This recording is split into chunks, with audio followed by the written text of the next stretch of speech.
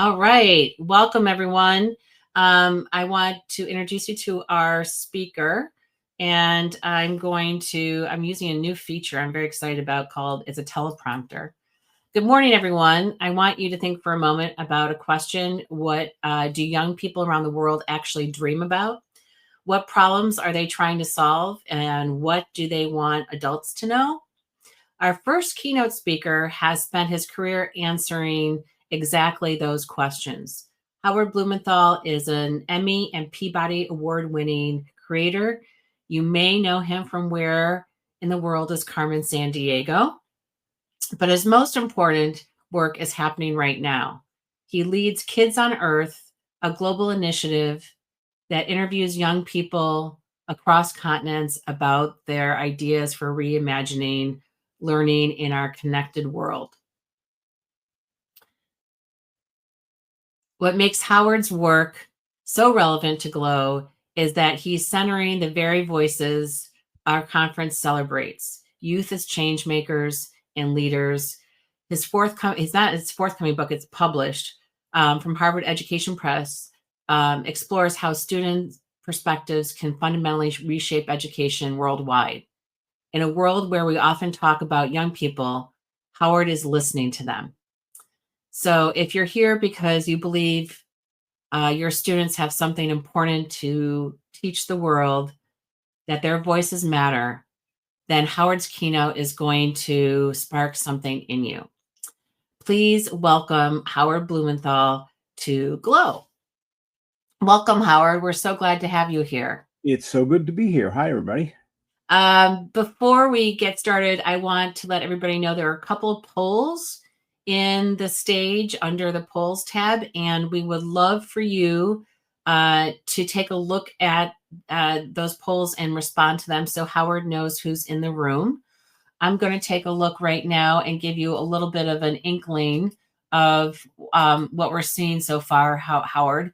Great. I'm going to go into the stages, and hopefully my sound will not reverberate and I can see what's going on.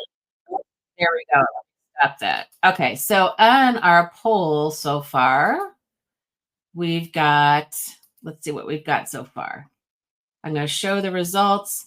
Okay, Howard, we've got several people in South America, North America, and Europe. I think it must be, and one person from Africa has just weighed in. Most of the people that are weighing in are teachers. 33% are teachers, 16% are school administrators, and 25% are NGO or nonprofit workers so far. So we'll let people weigh in on that. And it looks like teachers are our main audience here today. Anything else you'd like to know, Howard, about our audience so far? Oh, all sorts of things. But the way we're gonna do this is I'll speak for a while, and then we'll all get to know one another. So we'll go through questions during. I'll talk for a while, then we'll do some questions, then I'll talk some more, then we'll do some more questions. So this is very much not quite interactive, but very participatory. Okay. Because I only know so much, and you guys are in the classroom every day, so. We'll turn it over to you, and I'll come back on and we'll talk about the survey at the end too. Okay. Great. Take it away, Howard. Thank you for being here. Oops. Let me kind of begin before the beginning, if you will. So growing up, I was in New York City. I was in New York City public schools. My dad was producing a network television show, of all things, a game show called Concentration. And that was my childhood. I learned by watching other people do a lot of work, and I was at NBC probably for 100, maybe 150 days during my childhood, so quite a lot. And my father brought stories home about how television operated. And this is not an era when television was, 150 or 500 or 1,000 channels or stream. This was 3 networks. So if you were at home watching, whether you were an adult, often a housewife, or you were a kid who was sick from school that day, you watched Concentration. And that learning experience for me, watching adults interact, watching them be at the top of their game. Remember, this is live television for the first bunch of years. And watching them have a really good time doing it was a really wonderful model for me. And because my public school classrooms in Queens, in New York, were somewhat similar, the teachers were very open. The curriculum wasn't too tight. We had a lot of freedom. So we learned about the space shoots. We learned about the elections. We learned about newspapers and the differences between the probably a dozen different newspapers in New York City at the time. So the world was really open to us in part because the teachers were given a lot of freedom. And as kids, we use that freedom and we encourage teachers to help us understand the world in ways that we don't do now.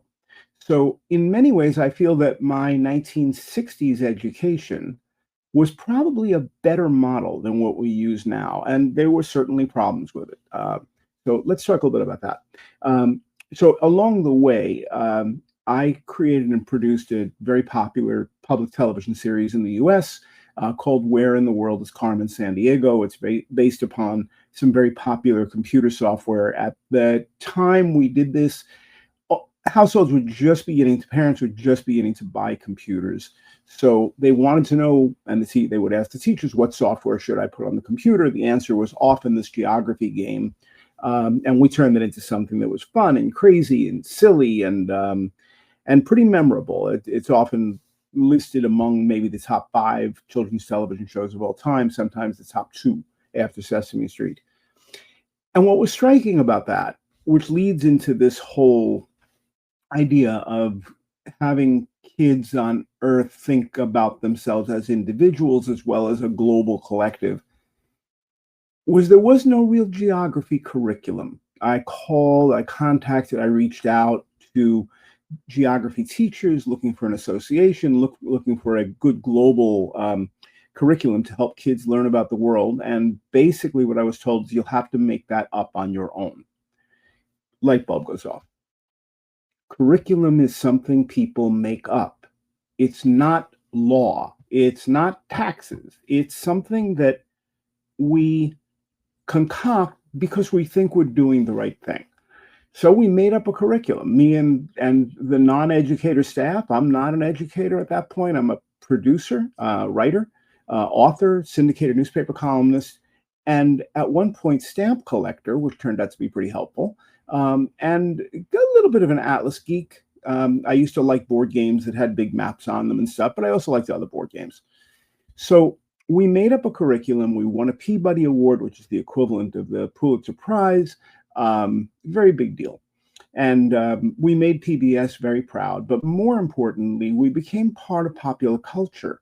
People became interested in knowing the countries in Africa because they were watching an 11-year-old kid run on a 35-foot map trying to identify 10 of them, I think it was, in 45 seconds and plant a flag or plant a marker on each. And it was fun. We developed the show with kids. We did not develop the show on our own. I would go to schools. We'd play in the schoolyard. In one of the schoolyards, there was a giant map, and I asked the kids, "What do you do on this?" And they're like, "Well, we kind of play around a little bit." I'm like, "Well, let's try to invent something together." The together part of this is the key. The collaboration part of this is the key. The time for a teacher standing in front of a classroom with a list of things that the kids have to learn and will be tested on has gone. We just don't learn that way. We never really did. Maybe in the days when we, were training people to work in factories and everybody had to learn the same things. But now the essence of learning for everybody is learning what I want to know and figuring out ways to learn it. The list of what we do in school, not so good. Everybody doesn't need 12 years of math. Everybody doesn't need 12 years of that particular batch of sciences, but not all the other sciences. And there are hundreds of them. But the kids are interested because they're able to find out more. And they do that on their own. They do that through YouTube. They do it through talking to one another. To some extent, they do it through books. They observe, they explore. That's the way people learn. It's always been the way people learn. School is this concoction that we came up with because we felt that in order to have citizens of countries obeying a standard group of laws and a standard morality and ethics and all that, we invented this curriculum, and it has become bigger and bigger and bigger and more difficult to remember and less relevant. And that's where the ideas about the book begin. So in about 2017, I had been running a nonprofit that owned a television station, a public television station. So I was an executive, and before that, I'd been a producer. So I knew the media business pretty well, but I didn't know the learning business very well. So I thought, well, how do I learn? Well, why don't I talk to the people who are learning? Why don't I talk to kids? So I started going around the world and interviewing kids one-on-one. Tell me about your life. Tell me what it feels like to be you. What are your plans for the future? What are you thinking about? What do you think you ought to be studying? What are you learning on your own? Without any prepared questions, which is very important, video recordings. And you can find them if you just go to the Kids on Earth website, which is up above, wrong hand, up above. It's mirrored. And what I found was that almost everywhere I went, Brazil, Uganda, Slovenia, long list of countries, we love learning. We're not wild about school. We just don't think school has it right. We like the institution of school. We like the social interaction. We like that there are caring parents and caring teachers and trained professionals and facilities. We just don't understand why that this particular list of items that's on this curriculum is what we have to learn, because it just isn't what we need to know. So what do they need to know? Well, again, I'll ask them, and the answers seem to be, we'd like peace. We'd like people not to get hurt. We'd like fairness. That comes up a lot, almost in any country I've gone to, particularly in Brazil. We're not wild about this whole race thing and prejudice. We think that ought to go away. We're hoping that's something that our parents' generation had. We're really concerned about climate change. But the thing we're most concerned about is that adults aren't doing anything about it. So they know that this is becoming their problem. And yet they're stuck in a box all day long, not learning about climate change. They're stuck in a box all day long, learning things that adults tell them they must learn. And the teachers are kind of half-hearted about it, or many are. Why? Because they weren't the ones they signed up for the profession. You guys know this because a lot of you are teachers. You signed up to help kids learn. You certainly don't want to impose a 30-year-old learning on. You want them to succeed on their terms in their time. And that's not really the way school is designed. It's designed for mass education, mass distribution of common ideas so that everybody more or less learns the same things. That's not a good idea. What we want is diversity. What we want is a broad range of sciences that are encouraged by teachers who may know a lot less than the students do. And that's okay, because we have other means of learning, and we also should be tying community members and all of that into this so that we can learn, the kids can learn much more on their own terms. But the role of the adult is not diminished, it's just changed. The idea of a stage on the stage and all of that, those days are gone. It wasn't very interesting when I was in school. Most of what I remember was participatory. I remember almost none of the curriculum. And I remember at that point, I'm thinking, well, maybe I could be an A student, but that would mean that I'd have to spend all my time learning things I don't care about. Probably better to be a B student. Everybody will be happy, maybe B plus, and then I can learn things I do want to know. That seemed novel at the time, doesn't seem so novel now. In fact, it was so novel that when I was in college in upstate New York, at the State University of New York, I went to the provost and said, I think what we're doing is wrong. I'm like 18 or 19 or 20 or something. He's like, well, okay, smarty pants, what do you think you ought to be doing? I don't think I should be sitting in a room with 30 people who don't know anything about Chaucer. I was an English major. and listening to them speak in Middle English rather badly and not understand anything that's going on. It seems to me I ought to have a better way to learn that, but I don't think a better way is to have 30 people who also don't know what they're talking about. And I don't think I should be forced, as I was, to take the Chaucer class in the first place. Well, what would you do instead?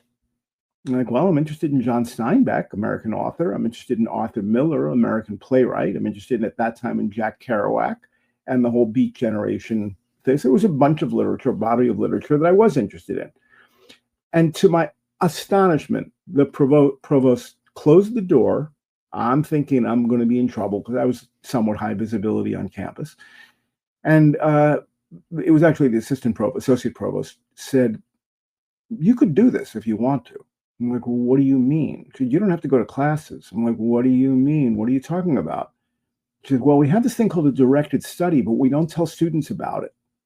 And I'm like, why wouldn't you? Because they might like it, and then we wouldn't be able to manage it. Okay, I sort of understand the logic of that. It's kind of loopy, but sure. Find a professor who will become your guide. I'm like, I don't think I need a guide. I think I'm reading Arthur Miller, and if I have questions, I'm happy to ask. But mostly, I don't want to be writing papers, and I don't want to be sitting through lectures. I just want to read the next play and try to understand it. And if I don't understand it, I'd like to read it again. She's like, yeah, okay, you could do that. You think you really have the discipline to do that? I'm like, I think that's the natural state, that I'm curious. And sitting in a room filled with 30 people who don't care about a subject that we're all supposed to be learning about sounds like the not natural state. And yet that's the model we use for school. So it's kind of bizarre the way we treat school as if it is the correct answer. Largely in writing the book, we've determined that it probably isn't the right answer, and that the right answer probably has a lot more to do with what we learn in what we call not school, which is all the stuff that school just doesn't do. Not in any negative way. The school can't really provide endless access to the internet and tons of information available by YouTube or websites or et cetera. School's not really designed for play on a large scale. If I want to play, I'm going to go out in my neighborhood and I'm going to play. I don't know that I want to get sweated up for 15 minutes of running around playing cage ball or something. But I think exercise, and we'll talk about that, is very important during the school day. I just don't know the way we did it makes much sense. A bunch of smelly teenagers. It's also television plays a huge role in learning, and parents and friends and activities and observation and scouts, all of that I put into the not school envelope. And I think we need to spend a lot more time learning how learning works in that area, because it's the predominant way that human beings learn throughout their lives. And then you get to, and we'll make this sort of the next part, if we don't use math and science and social studies, what would we do? And my answer to that, which I'm happy to explain in more detail, but I feel like I've already talked enough for a bit, looks more like your body, your mind, your life, our planet, or our countries and cultures. And from within that, I think there is a very, very limited number of fundamentals that everybody should know and learn throughout the years at a more sophisticated level. But I also suspect that most of the time should be spent by individuals in small groups who are guided and mentored and provided resources by a teacher who is no longer burdened with lesson plans or curriculum. I think we can get rid of about 75% of curriculum. And I'm getting that number from let's see if I can move in the right direction, from Bob Pianta, who is my co-author, who for 15 years or something was the dean of the School of Education and Human Development at the University of Virginia, one of the biggest schools and one of the biggest teacher factories, if you will, in that region. So I was very surprised when he said, I just think most of what we're trying to help kids learn or teach them, I'm always worried about that word, is irrelevant and really it's not meaningful. And then we load on tests to make sure they're learning things that essentially aren't all that important. So we'll talk more about that sort of fresh way of thinking about how we spend time in school and how do we organize it. But I've kind of given you a lot of information and been talking for 20 minutes. So why don't I stop? Why don't I do a little bit of listening? And Lucy, I hope we have some questions. And if we do, I'm happy to answer them, or comments or whatever. We have some comments. Okay. And so first of all, people loved Carmen Sandiego. They remember it from their childhood. And it was interesting because I used the game when I was teaching, as a baby teacher, but just the generational aspects of that. Some of my colleagues here were in school, so lots of us have had different experiences with it. The other, you were talking about how students, engagement and motivation, and Ellen, who works with international schools, was talking about letting students lead their education process. And she went on to say that students must be involved in co-creating, and we need to stop doing school to them. And my take on this is, and I think you and I talked about this the other day, is when you have a large public school in the United States, and I can't speak for other parts of the world, it's hard to personalize that education and to really know your students. In the independent school world, in the international school world, there's attention to the whole child. And so it doesn't translate well to the factory model of public education in general. Right. So I think that's part of it. And then Ellen went on to say the lack of relevance to kids' lives is really key. So do you want to respond to what Ellen was saying a little bit? Yep. Thank you, Ellen. I'm going to break it down in 3 different ways, and we talk about this in the book.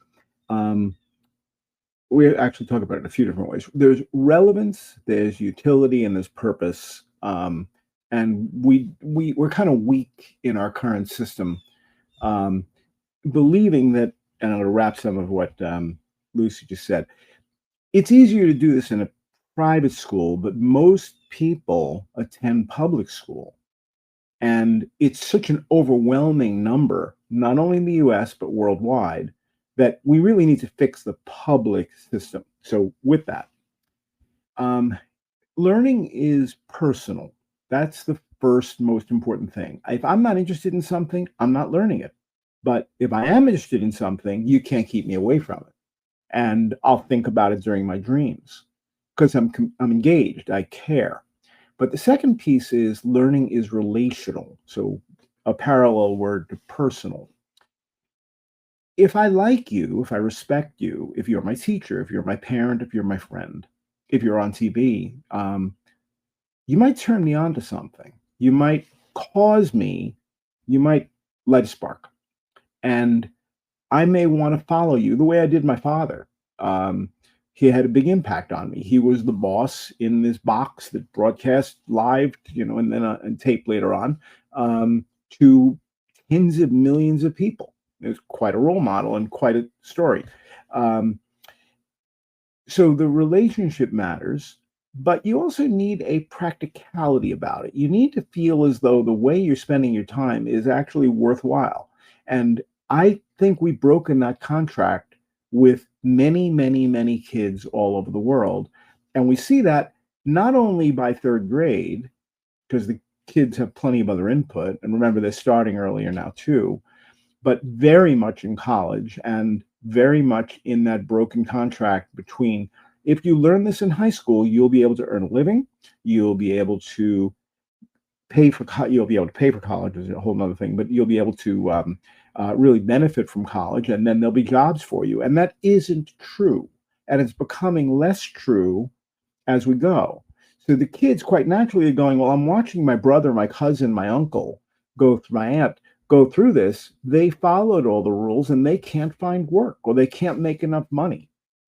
So all of this is very connected. And that's the reason why the book is structured as it is. We take it from growing up and how the worldview is formed by global, not local, more and more because of media. And then we take it all the way through how do humans make progress, which is, and we know that higher education is only a very small part of that.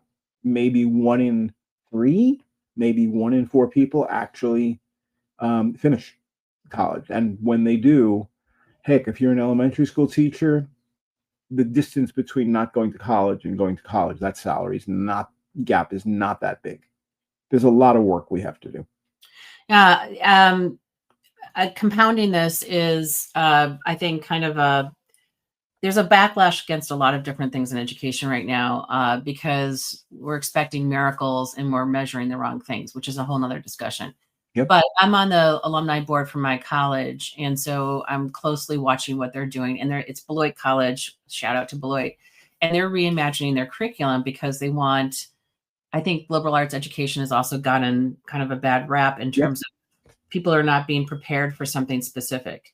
And parents want to see value for the money invested in college. So they're really trying to pair the best of liberal arts education, experiential learning, which is really the core, with skills that students can take and make themselves attractive to employers.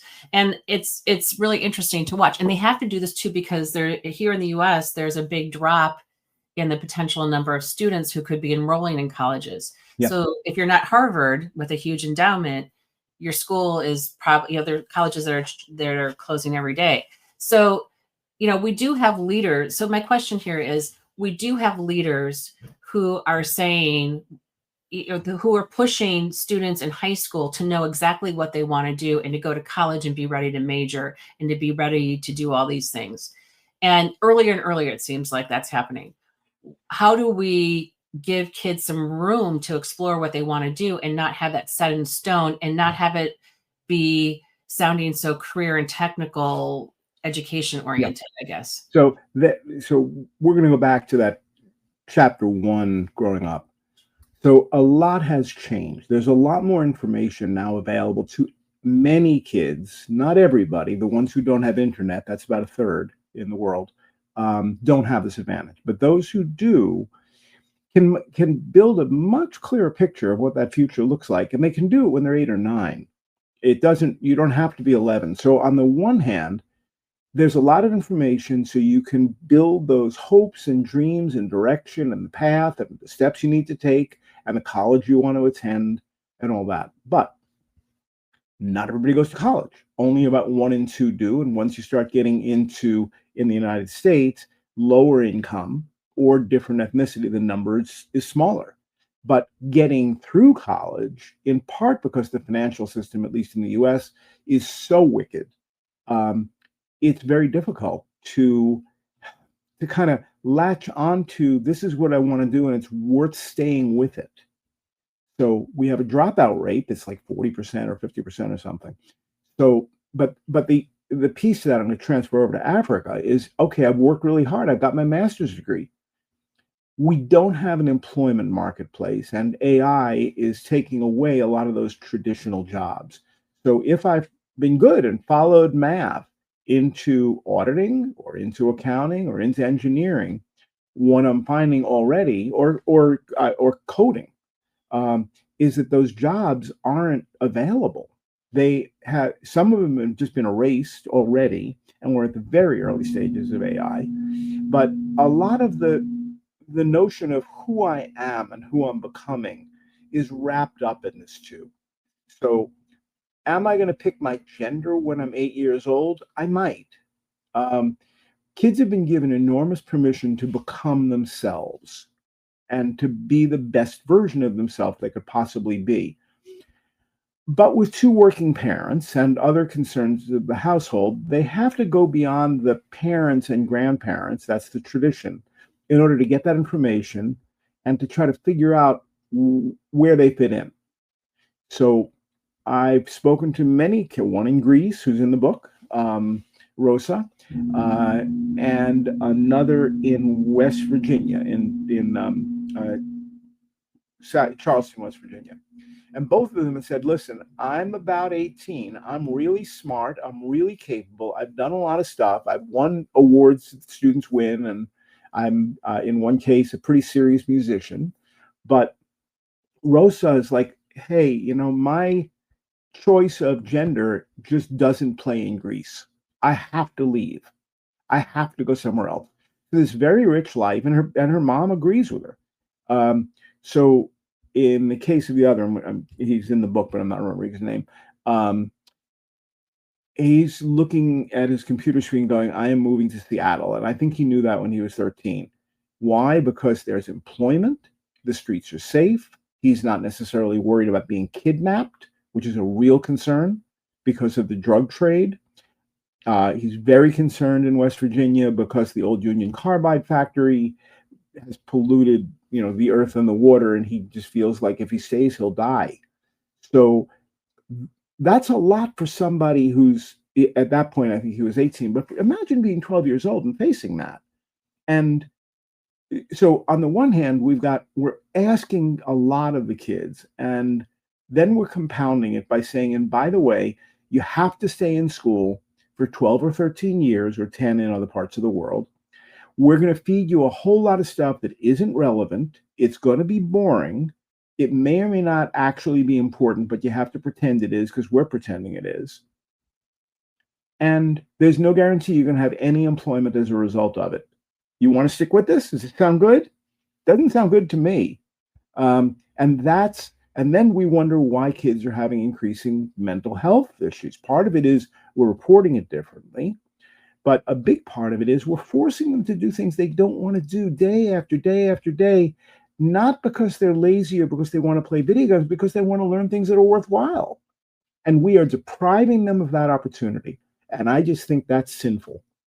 I just think that we as adults need to put our big boy pants on and say we're doing school wrong.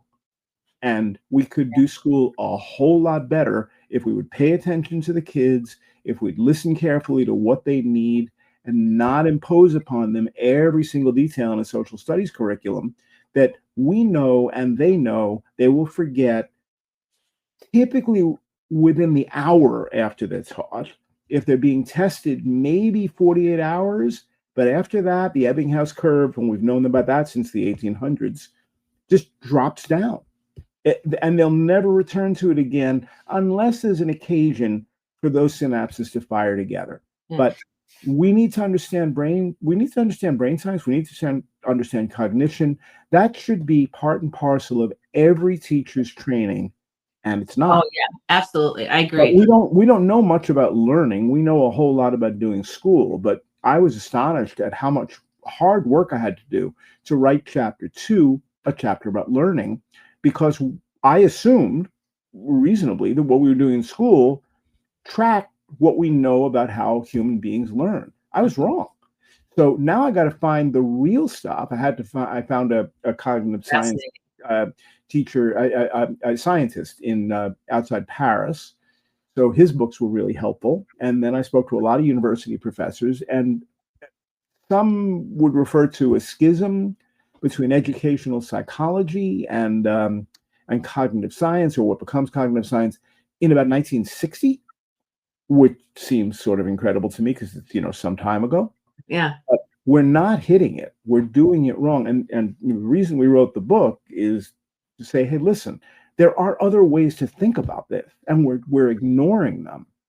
And we're doing that, we're making that decision in a very, very expensive, short-sighted way. We need those kids to propel human progress. If they're not learning what they want, what they need to be learning, want to be learning, we don't make progress. And if we're cutting off immigration, which has been the US's secret formula for making progress, that's a huge problem. Now, we're staying in one place. Many other countries are stepping forward, but they don't have the resources or the infrastructure on a large scale that the US has had. Now, there's negatives to that too, but we need full participation by everybody, whether it's climate change or anything else. And we're not teaching that. We don't collaborate from one school to another. If there's kids in Belgium who are interested in something that kids in a town in Kentucky are interested in, we haven't built that bridge yet. We have the technology, but we're so afraid of having technology in the classrooms that we tell the kids not to use this very powerful computer that's in their pocket, but instead to put it in the bin. Yeah, we're banning it now. There's this big backlash against insane. It's just we've created all of this ability to gather knowledge and we're not using it. In fact, we're scared of it. I think there Except are when we're there not in school. And are, when we're not in school, the kids use it all the time. I do There's think that something there's some wrong with the projects. stick to it.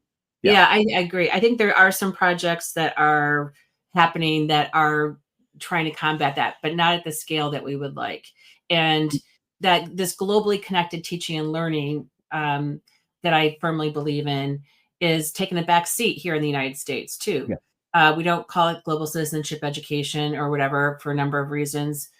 We talk about global competence, but I don't think everybody's familiar with that concept. No. In Europe, they've been doing this for a long time. Yeah. There's a wide body of research on global citizenship education and how it impacts things. And so we here in the United States have not taken that on.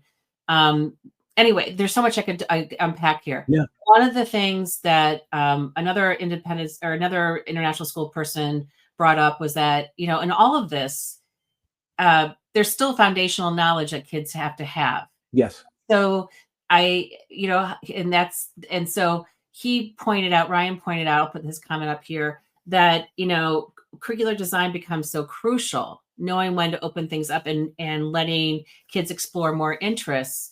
This is this is the crux of it. And having teachers have some autonomy. I think in independent and in international schools, they have some autonomy to design their own curriculum, but it's becoming increasingly less. And I don't know what it's like in other parts of the world.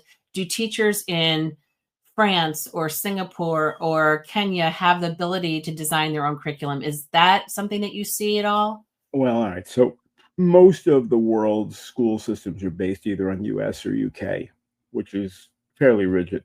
When I look at the comment on the screen, curricular design becomes so crucial. No, learning design becomes crucial. I don't think curriculum is a good word to use in front of kids.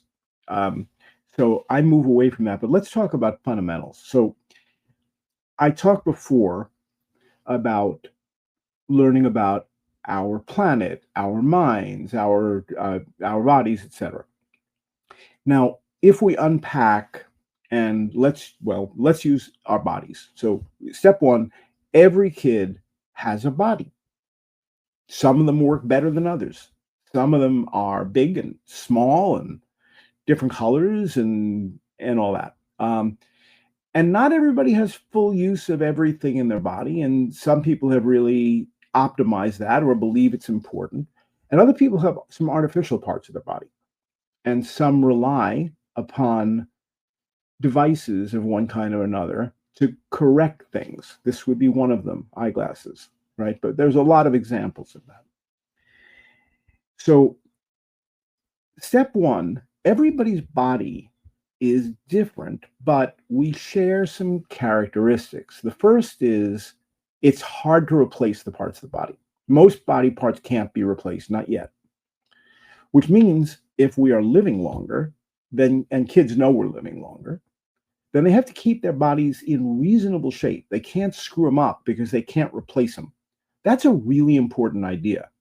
Now, the problem is I don't really know much about my body.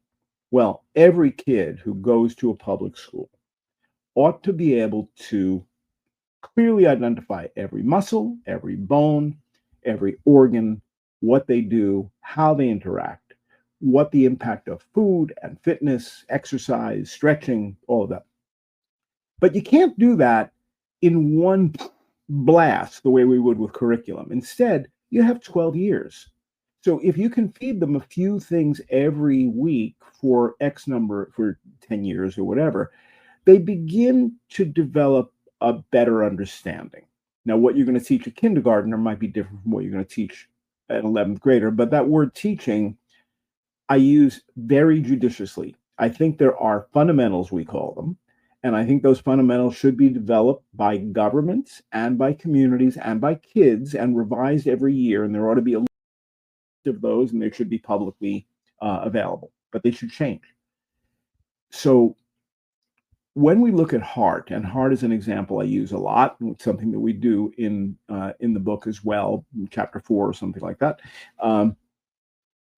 What do I know about my own heart?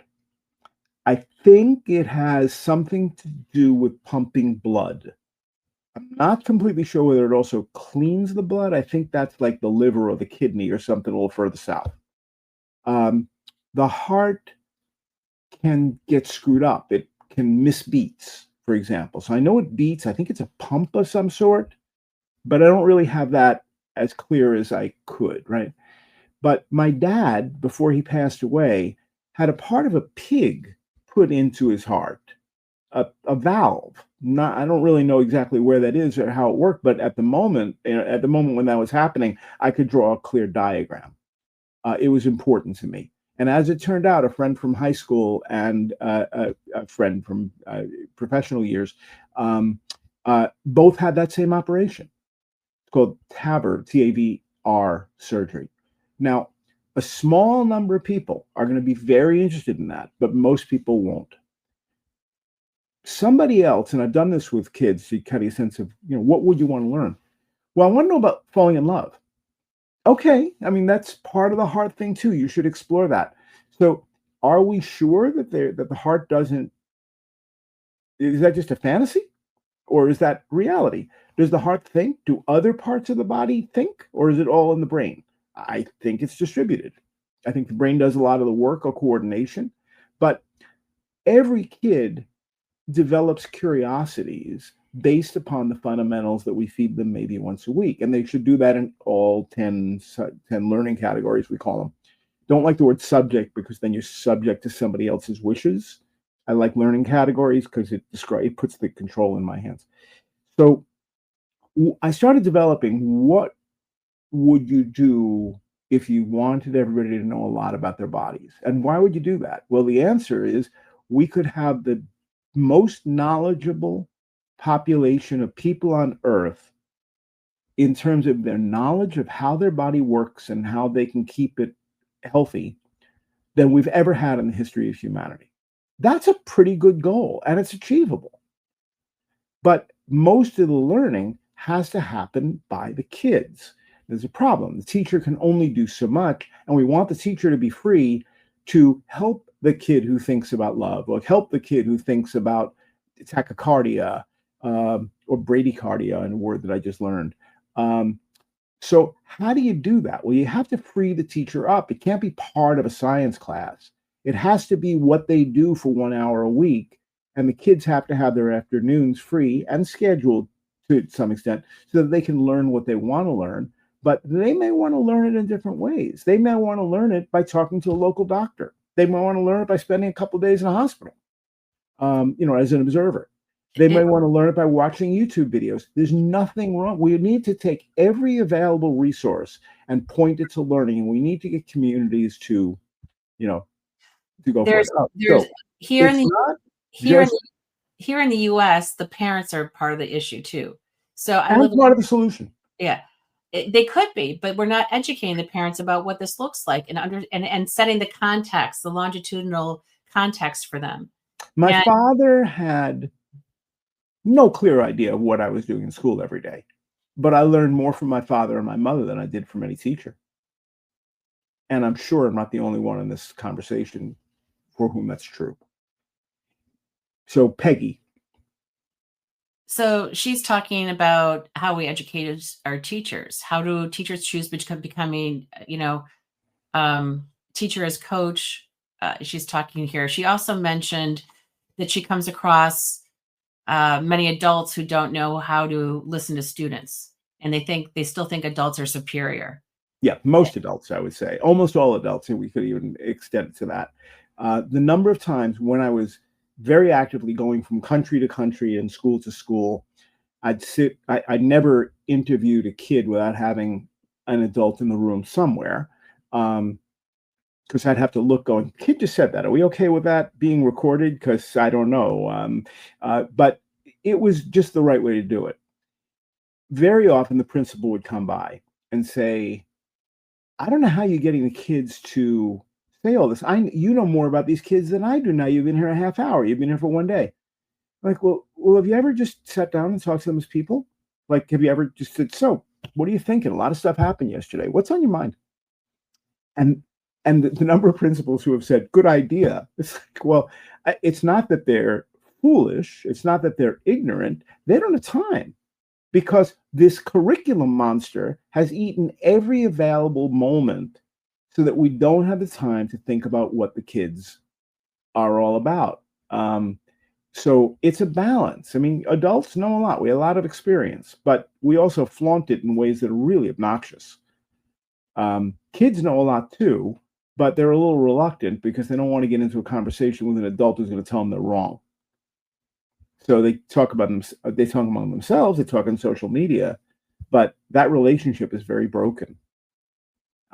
It's broken in, and also adults are busy and they're not trained to take on a lot of what, in when I was growing up, it was the new math, but whatever. My mom would look at it going, I can help you with math. I don't know what the heck this is. I don't know what a number line is. That's going to be a whole, you're going to have to figure that out from somebody else. So I'd go and talk to other students, and they're like, okay, here's how it works. You got positive here, you got negative here. This is what a coordinate grid looks like. Like, okay, would I use that? And the kid would be like, I don't know. We're just supposed to know it for the test. So in my life, and I'll ask everybody else, how valuable have number lines been in your life? Because for me, I'm good with like, yeah, it's a negative number. I'm okay. Did anybody else like actually, if you're not a math teacher, like just anybody, you want to throw a poll up and see? I think they were helpful when I was teaching, first graders math, and we had a little tape on our desk that they could look at. Yeah. But yeah, I mean, there's definitely the relevance of curriculum as an issue. Yeah, for a very small number of people, it's really important, but for everybody, not so much. It's about Eric says it's about the user experience, and the users are the students. I think the users would be a lot more engaged if they were learning things they cared about or could be encouraged to care about. I just don't know that, learning lots of math is great for your brain and your ability to be able to solve problems and all that. Yeah, that's true for any subject, though. It's just the math teachers now have it on their sweatshirts. So there are people presenting at the conference that I think fit this bill. I'm thinking of a school in Virginia. Jenny, I think she's presenting right after this, I think, and she's presenting with a student. And I'm blanking right now because I'm frazzled. But there are people who are presenting some of this stuff, and I think examples of places that are able to do this, I think you can find in your book, and I think are really beneficial to people. They need to be able to point to use cases, I think, in general. In very general, right? Because once we start looking at, well, there's an exemplar school, that means everybody else does. Yeah, What's my North Star? Sven is asking. Yeah. I will add one thing too. The other thing about the United States is that we're not looking at other countries. We look at Finland in particular and say, oh, we want to be like Finland, but then we never take the ideas and actually put them into the implementation at scale. I want to say individually, but at scale. The kids reflect that too. In interviewing kids from the U.S., far less exposure to other countries aside from I want to go to Germany because I saw a basketball team or something, or a football team. So what's the North Star for Kids on Earth? I think step one, I just want to get everybody in the system, from kids through the policymakers, including teachers, to talk about this. To, number one, say, what's it like growing up now? Is it different from the way my experience, my own experience 30 years ago? Number two, does the way we do school, the subjects, the organization, the curriculum, the testing, does it make any sense at all? What if we just pour all the liquid out of that cup? The next is, let's recognize, fund, study all of the wide range of activities and acknowledge that not school is the most dominant way of learning in the world and always will be.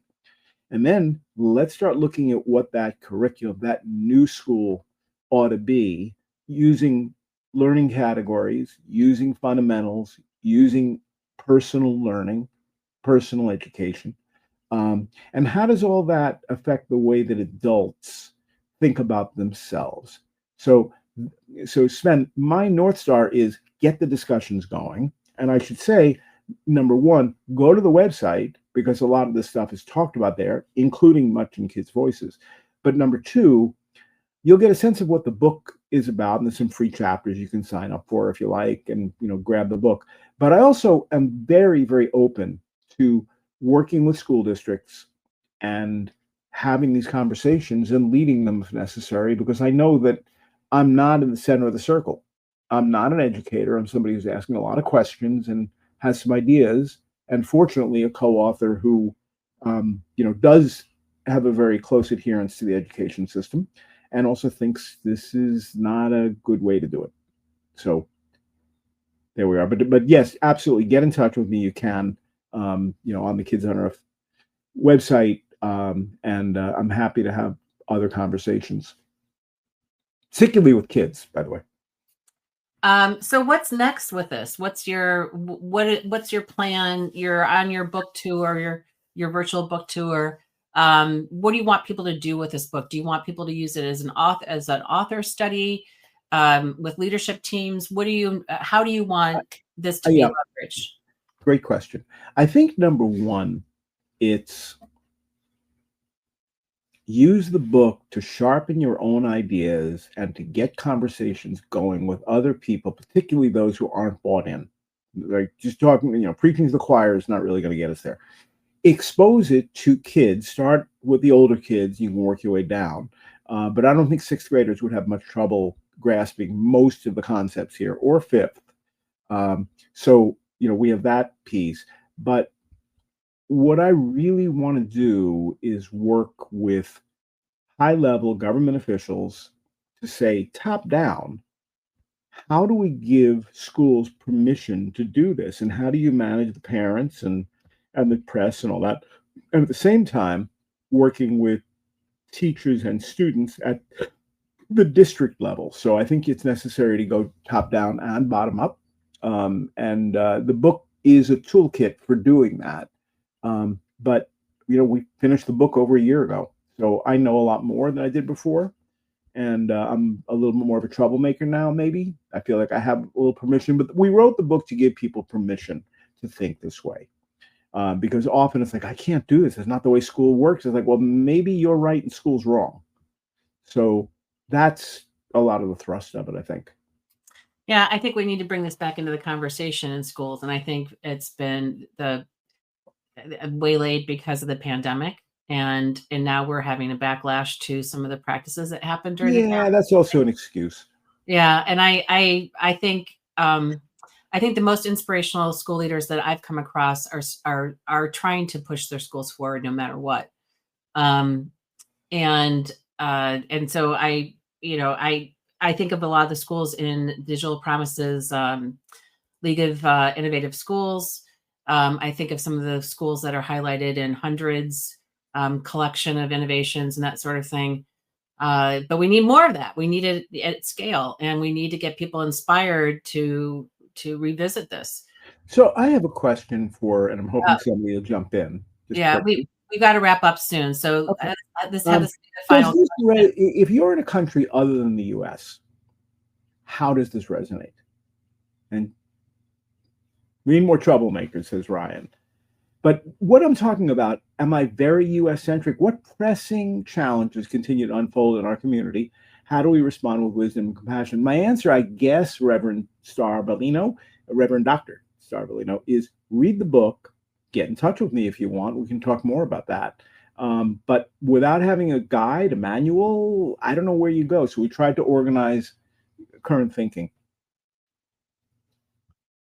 to make sense of this. But please get in touch, go to the website, tell other people this exists, and let's get together and talk about it. That's sort of the point of all this, and the point of having all this technology that lets us do it.